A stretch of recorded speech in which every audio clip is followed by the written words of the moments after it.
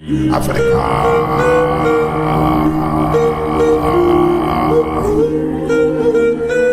amis internautes, bonjour, bonsoir, j'arrive de Nantes, je suis en pleine tournée avec ce spectacle La Politique extraordinaire. Regardez un peu l'ambiance.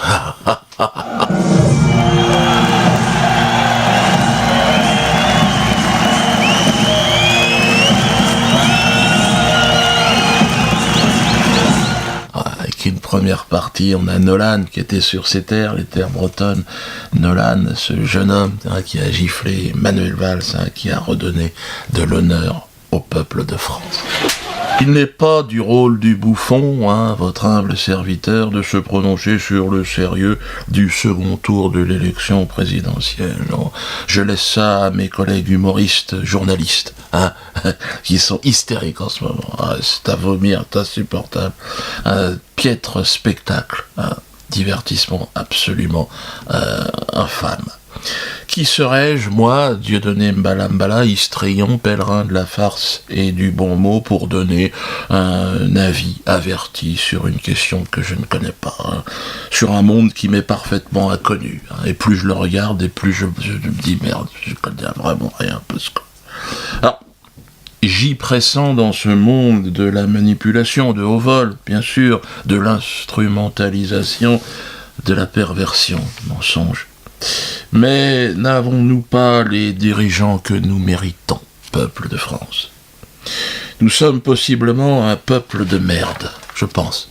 Et donc, par une logique implacable, nous nous apprêtons à être dirigés par des merdeux. Ce qui est tout à fait normal et tout à fait cohérent. Merdeux ou merdeuse. Oh là là, je voudrais surtout pas... Il y a une parité chez les merdeux qui est absolument incroyable. Le tout est de voir les choses en face. C'est comme ça que je vois les choses. Ne pas se mentir. Il faut qu'on s'assume. Nous allons continuer, bien sûr, à être traités comme de la merde. Et j'ai envie de dire, c'est la moindre des choses. Puisque nous avons choisi nous avons choisi ça. Nous avons choisi que ces gens qui vont être élus vont s'en foutre plein les poches pendant 5 années, en nous pissant dessus et évidemment en nous traitant comme de la merde. On va me dire, Dieudo, t'es un peu pessimiste. Excusez-moi, vous êtes autant responsable que moi. Mais c'est pas grave. Encore une fois, moi je suis dans une dynamique de paix. Heureusement, j'ai trouvé la paix en moi. Que cette paix soit faite par moi, en moi, et qu'elle vous soit transmise, cette paix. Les choses sont ainsi, mes amis, de tout temps. Il y a eu des esclavagistes et des esclaves. C'est comme ça. Bientôt, Macron sera notre président de la République. Il faut l'accepter. C'est tout, Il fera des signes, vous savez, il sera dans une grosse limousine, et puis il nous regardera, et puis nous, on balancera des petits drapeaux. Ouais Emmanuel Mais oui, je vais le faire. Et alors, qu'est-ce que ça peut vous foutre? Je sais qu'il y a un certain nombre d'entre vous qui se disent non, ça part en couille, putain. Ce mec, on le connaissait pas il y a 1 an, c'est un banquier, on comprend rien quand il parle. Ben oui, mais il n'y a pas besoin qu'on comprenne, parce qu'il y a rien à comprendre, en fait, si on réfléchit. Mais il faut être honnête que dans le domaine, c'est le meilleur. On comprend absolument rien, lui, quand il parle. Et je crois que ce qui constitue d'ailleurs l'esprit français, c'est une aspiration constante à l'universel, c'est-à-dire cette tension entre ce qui a été et la part d'identité qui est cette ipséité stricte, et l'aspiration à un universel, c'est-à-dire à ce qui nous échappe. À quoi ça sert d'essayer de convaincre des cons? Je me mets à sa place, Le con, tu le prends pour un con, c'est tout. T'es là, tu lui racontes n'importe quoi, c'est ce qu'il fait. Il le fait très bien. Pour diriger une bande de connards, il faut être un con cynique, et puis c'est tout. Mélenchon, il n'était pas assez con, c'est ça que j'ai remarqué. Ou pas assez cynique, il y a un truc qui lui manquait. Et puis surtout, il était trop bon. Je veux dire, il parlait trop bien. Et j'irai au plus urgent. Je serai le président écologiste dont on a besoin pour relever les défis de notre époque, le défi climatique et le danger qui pèse sur l'écosystème. Donc nous sortirons du nucléaire, donc nous passerons à 100% d'énergie renouvelable, donc nous en finirons avec l'agriculture chimique. Je serai le président social qui se donne pour but d'éradiquer la misère inacceptable dans un pays aussi riche que le nôtre est le chômage. La richesse est trop mal partagée dans notre pays. Le peuple doit reprendre sa part sur la finance. C'est pour ça qu'on l'a dégagé au premier tour. C'est normal, parce qu'il était, c'était un meilleur orateur. Donc un peuple de cons le regarde, fait « Ah bah non. Non, parce que... non. Ça va pas. Il nous faut un con. Hein. » Nous pouvons être fiers de ce que nous avons entrepris et réalisé. Fillon, c'est autre chose, parce que lui, il a fait des conneries. C'est vrai qu'à ce niveau-là... Mais ça se voyait sur sa gueule qu'il souffrait. Il encaisse mal. C'est un mec, tu lui mets un coup de pied dans les couilles, toi, il n'arrive pas à sourire. En politique, quand on te met un coup de pied dans les couilles, tu fais... Et lui, non, il n'y arrivait pas, il a un problème. C'est une malformation, je sais pas. Bon, certes, il a fait le con, c'est vrai que... Mais il aurait dû le faire en rigolant. Hein. Puis se foutre de la gueule du monde, c'est bien, mais il fallait y aller à fond, là. Hein, vraiment, c'est pas un emploi fictif avec ta bonne femme, un emploi fictif, un costard, une paire de godasses, ça suffit pas. Hein, quand tu piques dans la caisse, faut y aller à fond, faut piquer 1 milliard. Hein. Un Fillon, la prochaine fois. Puis après, tu fais une œuvre humanitaire, un truc comme ça. Avec le... Mais oui, il faut rentrer dans le rythme. Hein. Quand tu prétends diriger des cons, tu vois, il faut quand même incarner la chose. Tu deviens un genre de modèle. La salle, c'est pareil. Lui, bon, il a bien fait le con. Mais il se regardait lui-même. Toi, si j'avais des conseils de mise en scène, je dis non, la salle. Ne ris pas de tes propres blagues. Hein. Qui est votre cochon préféré? Mon cochon préféré, c'est une petite cochonne. Ah, c'est mon épouse. C'est clair qu'il a bien fait le con, mais il n'était pas assez concentré, la salle. Mesdames et messieurs, je vous remercie. J'ai besoin de vous. Bref, bon, je vais pas tous les énumérer, mais c'est vrai que c'était un spectacle. Une grande partie n'avait pas le niveau. Hein. Les Poutou, les Asselineau, non, ils n'arrivent pas à prendre assez les gens pour des cons. Ils y croient pas. On voit qu'ils essayent, mais non. Non. Pourtant, c'est pas compliqué de nous promettre un SMIC à 50 000 euros, la retraite à 20 ans, les impôts à 1 euro. Tu vois, ça, c'est des idées que j'aurais pour eux la prochaine fois. Allez-y, les gars, c'est nos limites. Promettez la lune aux gens, t'en as rien à foutre. Après, t'es élu, puis c'est tout, tu vois. Et puis 2 mois avant les autres élections, bon, ben, tu te remets en marche, toi, un peu. Bon, on a foiré, mais j'ai une idée. Bref, faut-il aller voter Macron? Comme nous le demandent François Hollande, Nicolas Sarkozy, François Fillon, Manuel Valls et Lynn Renault. Merde! Ils sont tous là, les gars! Il faut qu'on vote. Tous ceux qu'on déteste, ils disent votez pour lui, ça ira mieux demain.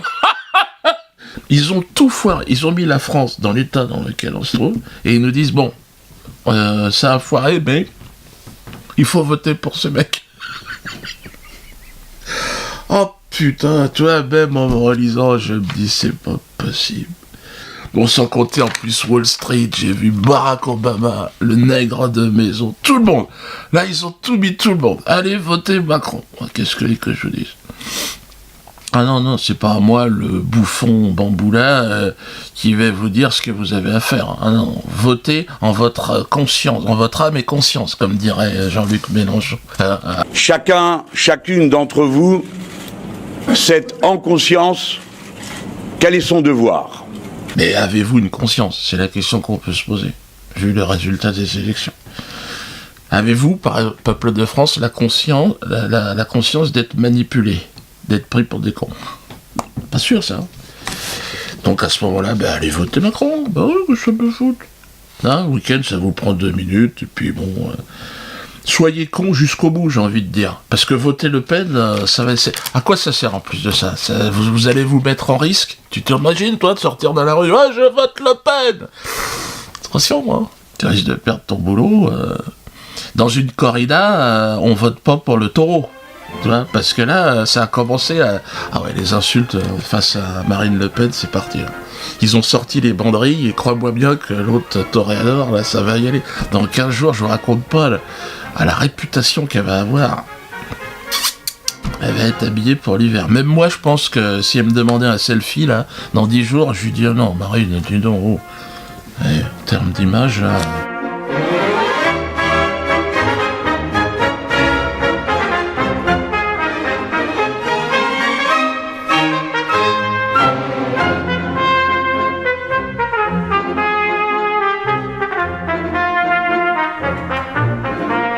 quoi qu'il arrive, ce sera dur pour la France et les Français. Et je ne pense pas que ce soit du côté, évidemment, de la politique, des médias, tout ça, qu'on retrouve la liberté, la vérité, la justice, l'espoir. Non. Ça semble compromis. Alors quand Macron sera élu, pourrons-nous encore rigoler? Parce que déjà avec Valls et Hollande, ils avaient réussi à faire interdire le rire. Vous vous souvenez? C'était l'ordonnance du Conseil d'État du 9 janvier 2014. Ouais, ça porte mon nom, c'est pour ça que je m'en souviens bien de cette ordonnance. Donc là, vous me direz, moi j'ai un pays qui m'attend, je m'en fous, je peux me tirer. Hein. Ouais, j'ai un pays, une forêt, c'est une forêt en réalité. Il n'y a rien. Mais bon, vous êtes les bienvenus dans ma forêt. Hein. Venez d'ailleurs dans cette forêt. Elle a la taille de l'Europe, donc vraiment il y a de la place pour tout le monde. La jungle africaine, c'est pas celle de Calais.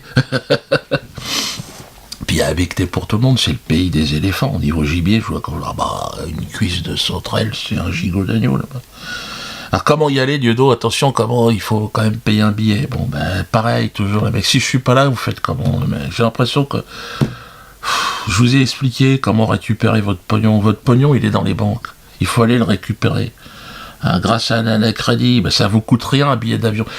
L'aller au Cameroun ne vous coûte rien si vous écoutez ce que je vous dis. Ça vous c'est 0 pot de balle. Mais oui. Comment fait-on? Ben, c'est simple. La société fait de nous des connards endettés, hein, endettés par les banques. Mais toutes les banques se battent aujourd'hui hein, pour nous ponctionner évidemment les intérêts.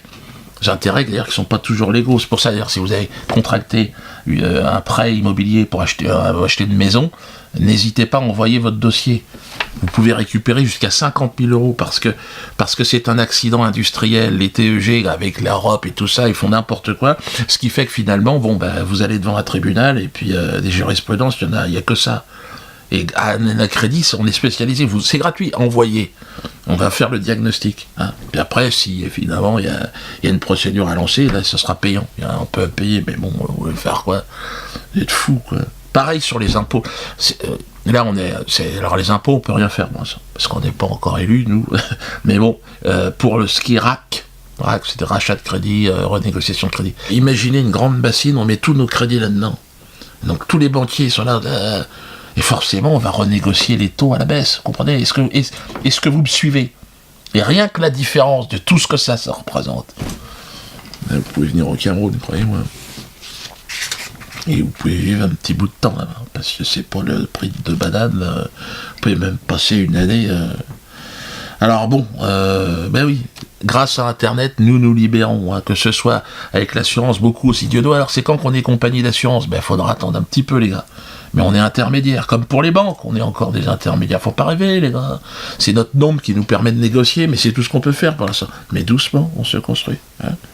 Quant aux élections, bon, de toute façon, Macron sera président. Hein.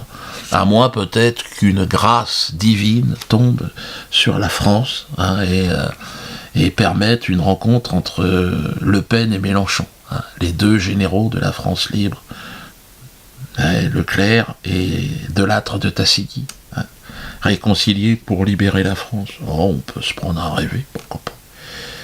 D'élections législatives avec une majorité présidentielle autour de Mélenchon et Marine, hein, qui se partagent la France en deux, hein, ça serait marrant. Ben oui, ce serait pourquoi pas.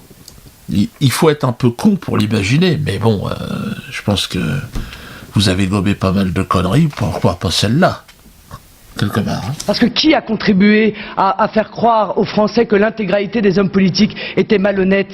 C'est vous, et c'est vous, moi parce que, mais oui, bien sûr, moi votre parti. Mais qui elle est celle-là? Qu'est-ce que j'ai fait, moi? Le RPR, l'UDF, le PS et le PC. Allez, monsieur Mélenchon, allez, madame Le Pen, laissez votre orgueil de côté. Unissez-vous, unissez-nous et ensemble, libérons la France. Hein. Seul de votre côté, chacun d'entre vous, vous n'y arriverez pas. Vous n'arriverez à rien du tout. C'est par la division que ces gens gouvernent. Hein. Son d'ananas, allez, on va faire un petit sondage. Est-ce que vous aimeriez un Le Pen Mélenchon? Allez-y, ou pas. Bon, en tout cas, vous avez vu, là, nous, on est vraiment indépendants maintenant. On a notre propre billetterie. Donc, c'est moins cher. Vous n'avez plus à payer hein, les frais. Ben oui, mais c'est quand vous achetiez votre billet à la FNAC, il fallait donner de l'argent à la FNAC. Bon, c'est fini. Hein, donc c'est moins cher, automatiquement. Ce sera à Bordeaux le 5 mai, donc là je vais y aller. Bon.